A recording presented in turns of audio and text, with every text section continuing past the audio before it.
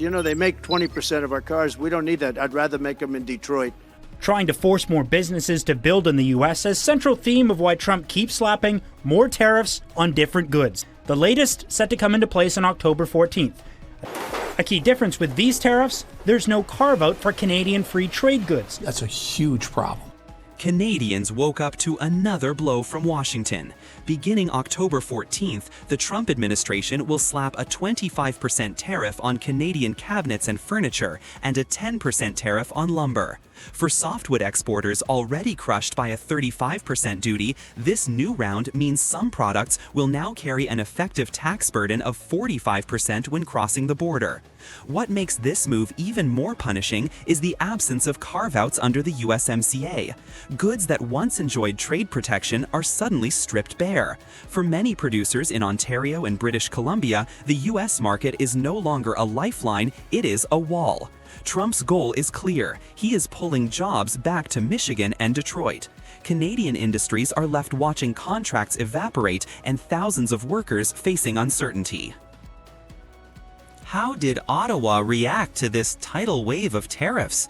Prime Minister Mark Carney had just met with Donald Trump in New York, yet when pressed on whether Canada would retaliate, he offered only vague remarks. Instead of matching tariffs or drawing red lines, he remained tight-lipped. Worse, his government has already scaled back Canada's countermeasures. Retaliatory duties were quietly lifted on a wider range of U.S. goods than originally promised. The digital services tax, once hailed as a symbol of Canadian sovereignty, was dropped altogether. This is a dramatic reversal from Carney's campaign pledge to fight with elbows up. Today, those elbows are down. The opposition warns that while Carney retreats, foreign leaders advance, and Canadian workers are trampled in the process. The promise of toughness has dissolved into a posture of weakness, and Washington is exploiting it with precision. The fallout is immediate and personal. Canada's lumber and furniture sectors are not abstract statistics. They are family businesses, mill towns, and communities built on cross-border trade. A tariff wall at 45% means exports dry up. Many small operators cannot absorb the costs and are forced to cut shifts or shut down entirely. This crisis bleeds into other corners of the economy. Rising lumber costs push up the price of housing at a moment when Canadians already face record mortgage burdens. Furniture retailers warn that higher costs will flow directly to consumers, making everyday goods less affordable. And the danger is not confined to wood and furniture. Trump has threatened a 100% tariff on foreign films. For Canada's film industry, a sector worth billions and central to cultural identity, that threat casts a long shadow. In every direction, the picture is the same. Canadians pay more, Canadians lose jobs, and Canadian industries fall behind. The pain is especially severe in rural regions, where sawmills and carpentry shops are the backbone of local employment. Towns that already suffered from earlier rounds of tariffs now face an existential crisis. Some mayors warn of population decline as families leave in search of work elsewhere. Economists caution that the supply shock will ripple through construction, renovations, and even tourism, since higher building costs discourage investment in new hotels and attractions. What looks like a trade fight in Ottawa translates into despair on Main Street. What stands out is not only Trump's aggression, but Carney's failure to protect the national interest. He has lifted tariffs, abandoned tools of leverage, and stepped back from confrontation. Yet Washington continues to escalate. The imbalance is glaring. Ottawa concedes, but the pressure only grows. Trump's strategy is working, and Canada is the casualty. If this pattern continues, the damage will spread beyond lumber, furniture, and film. Automobiles, energy, even agriculture could be next. Carney's gamble that retreat would buy stability has backfired spectacularly. Instead of safety, Canada is more exposed than ever. The warning is stark. Unless Ottawa changes course, Canadians should brace for more pain ahead, because the worst is not yet behind us.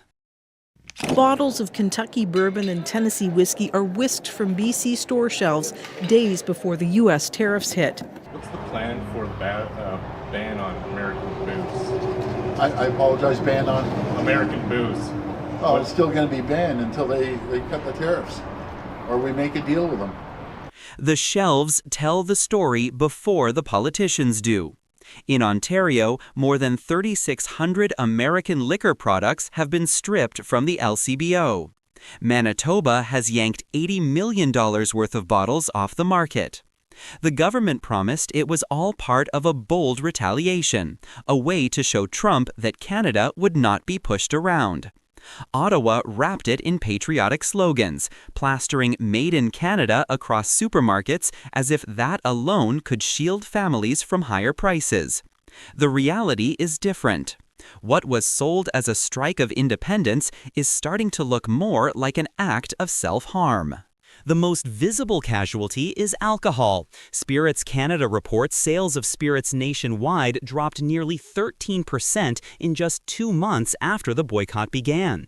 With average monthly revenue at 575 million Canadian dollars, that equals $147 million in lost sales in March and April alone.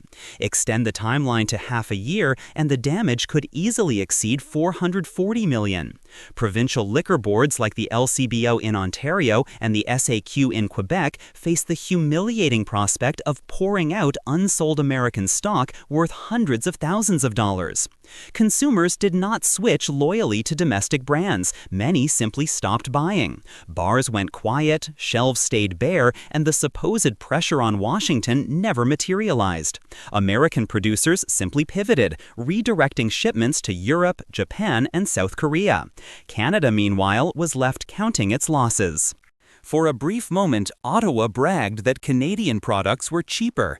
A weak dollar and counter tariffs gave a few domestic firms a sales bump, but the comfort was as thin as a wine glass.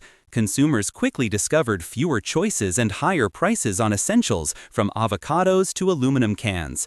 Restaurants faced rising costs, breweries paid more for packaging, and households paid more at checkout. Worse still, many American companies that Canadians were boycotting had subsidiaries employing Canadian workers. When those firms lose revenue, it is not Donald Trump's job numbers that shrink, it is Canadian jobs. Border communities felt the sting most. Crossings fell by almost a third, duty-free shops reported sales plunging up to 80%, and the spiral dragged down motels, gas stations, and restaurants. Towns that once lived on steady weekend traffic are staring at empty parking lots and closed signs. The irony could not be sharper. A boycott meant to defend local economies is instead draining them dry, one paycheck at a time. Families already squeezed by inflation now face rising liquor bills, higher grocery costs, and shrinking work hours. Ottawa tells them this is solidarity. On the ground, it feels like punishment. What began as a campaign to show strength has backfired spectacularly. Hundreds of millions of dollars in lost liquor sales, provincial budgets under strain, businesses bleeding, and border towns collapsing. Meanwhile, American distillers are barely flinching, their bottles welcomed abroad, their balance sheets steady. Trump gets to tell his voters that he stood firm and gave nothing away, while Canada is left explaining why consumers pay more and jobs disappear.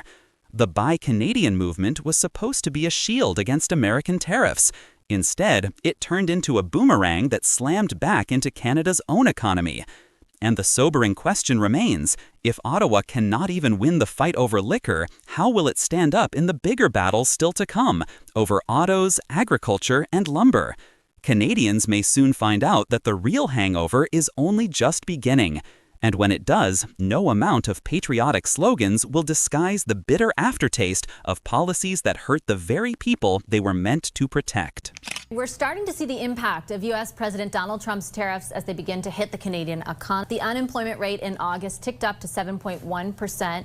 That's the highest level in 4 years. The Canadian economy shrank by 1.6% in the second quarter of the year. And during that same period, Canada's productivity dropped by 1%, the biggest plunge in 3 years. The warning signs are impossible to ignore. Trump's tariffs are hammering Canada, and the damage is spilling into every corner of the economy. In August, unemployment jumped to 7.1%, the highest in 4 years. The economy shrank by 1.6% in the second quarter, while productivity suffered its steepest fall in 3 years.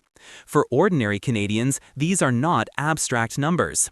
They mean lost jobs, vanishing savings, and mortgage payments slipping out of reach.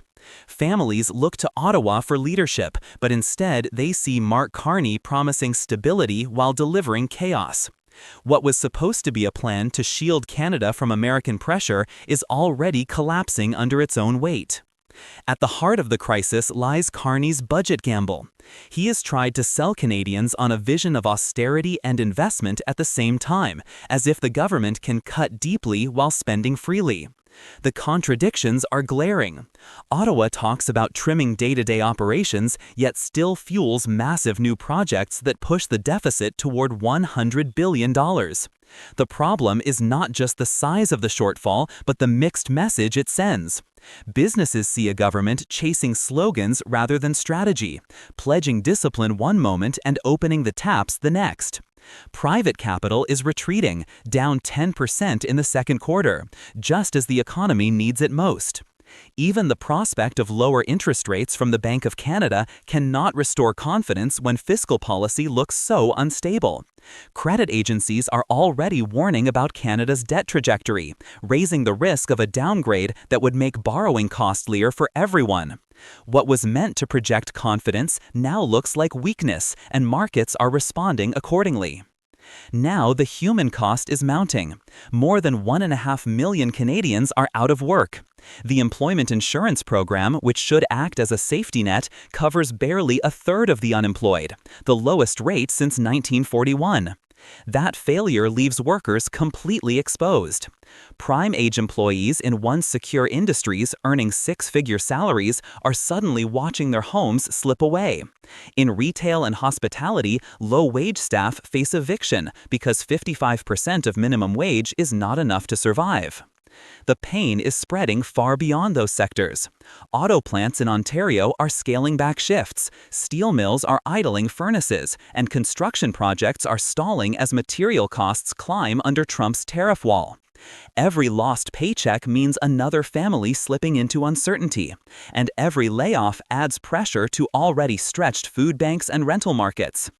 Carney's government promised resilience, but the cracks in the social fabric are widening. By failing to strengthen EI, by refusing to prepare for a recession, Ottawa has allowed this crisis to snowball. Instead of cushioning the blow, Carney's policies are amplifying it, turning what could have been a slowdown into a spiral of insecurity. Through it all, Canada's dependence on the United States has only grown clearer. The only lifeline left is CUSMA, keeping trade channels open and investment flowing. But even that is fragile, hanging on the goodwill of a president who has shown no hesitation to rewrite the rules. Trump can reopen the deal at any time, and Carney has no strategy to prevent it. Investors know it. That is why private capital is fleeing, leaving Canada with fewer options and less leverage. The reality is stark. Carney is not guiding Canada through the storm. He is being tossed around by it. Trump dictates the terms, and Ottawa scrambles after every move. Canadians pay the price, with higher unemployment, weaker growth, and a future clouded by doubt. And unless something changes, the worst may still be ahead. Conservatives say you are jetting around but getting nothing done. You've met with numerous leaders while you've been here, but you're not signing a new deal or announcing a new partnership. What have you achieved tangibly for Canadians during this trip? Prime Minister Mark Carney has spent the past 2 weeks flying from New York to Mexico and then on to London, showcasing Canada on the world stage. He stood in front of investors, met European leaders, and promoted what he called a new era of Canadian opportunity. But at home, the numbers tell a very different story. Statistics Canada reported that gross domestic product grew by only 0.2% in July after 3 straight months of contraction. Economists warn that this rebound is fragile, driven by a temporary uptick in mining and auto parts, not by lasting strength. For ordinary Canadians, there is no sense of recovery. Job creation has stalled since the start of the year, private investment has collapsed, and uncertainty is choking businesses. While Carney jets across continents, the Canadian economy is gasping for air. The heaviest blows are still coming from the south. Washington's tariffs have hit steel, aluminum, lumber, furniture, cabinets, and heavy trucks. For Algoma Steel, once a pillar of Canadian industry, the U.S. market is now closed under a 50% duty. Ottawa and Ontario were forced to pump $500 million in emergency loans just to keep the company alive. The reality is grim. Steel output has fallen 25% compared to the beginning of the year, aluminum is down 9%, and thousands of workers face an uncertain future. Even the slight July GDP increase is seen by economists as the result of one-off orders rather than a real turnaround. President Trump, meanwhile, is pressing ahead with new rounds of tariffs. His reciprocal policy leaves allies scrambling while America dictates the terms. For Canada, still overwhelmingly dependent on the U.S. market, there is no escape. And if Washington's wall was not enough, Beijing has slammed another door shut. In August, China imposed a 75.8% duty on Canadian canola seeds. That follows 100% tariffs earlier this year on canola oil, canola meal, peas, pork, and seafood. The impact is devastating. Saskatchewan alone seeded 12 million acres of canola in 2025. The national industry is worth 43 to 45 billion Canadian dollars annually, sustaining over 200,000 jobs. 1/3 of those exports once went to China, a market valued at $5 billion every year. That trade has now collapsed overnight. Premier Scott Moe called it a devastating blow, warning of plummeting prices and stranded farmers just as the harvest began. Canola, larger than steel, aluminum, and auto manufacturing combined, has been caught in the crossfire of a global trade war. The picture is unmistakable. The United States punishes Canada's metals, and China shuts down its agriculture. Through all this, Carney continues to tout his global agenda. He points to a new free trade deal with Indonesia, a framework with the European Union, action plans with Mexico, and talks with the United Kingdom. Yet these are long-term promises, not immediate relief. None of them replace the jobs already lost in steel towns or the income vanishing from prairie farms. At home, households are draining their savings just to keep up with higher costs. Private investment in productive capital is falling. Even Canada Post is losing $10 million every single day. The rhetoric of energy superpower and one Canadian economy sounds hollow when the foundations are crumbling. Canadians see clearly. Carney can circle the globe, but he cannot shield them from the twin storms of Washington and Beijing. Unless he delivers real results in the coming US-Mexico-Canada review, the backfire will only deepen. For families, farmers, and workers, the worst may still lie ahead. General Motors is pumping the brakes on layoff plans at its Oshawa plant, which builds the Chevy Silverado. The auto giant was planning to axe a third shift of workers at the beginning of November. That's now been pushed back to January 30th. General Motors may have postponed mass layoffs at its Oshawa plant, but the story is not one of triumph. It is a brief pause in a crisis that continues to deepen. 750 workers will stay on the job until the end of January 2026, and the union has called this a win. Ottawa was quick to echo that message, as if the problem had been solved. But let's be clear, this was not the result of Mark Carney's leadership. It was a reluctant delay from GM, forced by the pressures of tariffs and shrinking demand. What Carney branded as stability is nothing more than a reprieve. The question now is simple. Is this really his solution, or just a painkiller masking a deeper disease? The real driver here is Trump's auto tariffs. They hit Canadian production hard, and GM responded by cutting shifts. Workers were told their livelihoods were disposable, sacrificed in a trade war they never asked for. Instead of finding leverage or striking a deal, Carney's government stuck with strategic patience. That patience backfired. While Washington set the rules, Canada was left waiting, watching, and bleeding jobs. Even parts supplier TFT Global followed the same script, pushing back 250 job cuts until January. But that still leaves over 1,500 livelihoods hanging by a thread. And this is just one chain of suppliers. Multiply that across the auto sector, steel, aluminum, electronics, and the true impact is enormous. Trump's tariffs were called dirty politics by the union, and they are right. But what makes it worse is Carney's weak response. While Trump acts, Canada reacts, and when you are always reacting, you are always losing. The numbers tell the truth. Oshawa's unemployment rate has climbed to 9%, the second highest in the country. Windsor is worse, above 14%. These are not abstract statistics. They represent families watching their futures collapse and communities hollowing out. Every lost shift means less money spent in local shops, less tax revenue for city services, and more stress on households already drowning in debt. Auto towns like Oshawa and Windsor were once symbols of middle-class security. Now they are ground zero for political failure. Mayors are sounding the alarm. Unions are bargaining every single day to keep the third shift alive. Yet, while workers and local leaders fight for survival, Carney's cabinet sits in Ottawa slow to act, chasing dialogue while factories fall silent. And let's be honest, people are losing faith. They see government press releases about resilience while their neighbors line up at food banks. They hear speeches about strategic partnerships while the only thing growing is the unemployment line. Carney's inaction is not just economic weakness, it is political betrayal. This is the bigger picture. Trump moves aggressively, imposing tariffs with one signature. Canada responds timidly, clinging to patience as if waiting alone will shield us. The reality is harsher. Every month of delay means more plants at risk, more suppliers folding, and more families left without work. Carney's policies are not building resilience, they are draining hope. What we see in Oshawa is not a solution, but a warning. If Ottawa refuses to confront the crisis head-on, postponed layoffs will soon become permanent closures.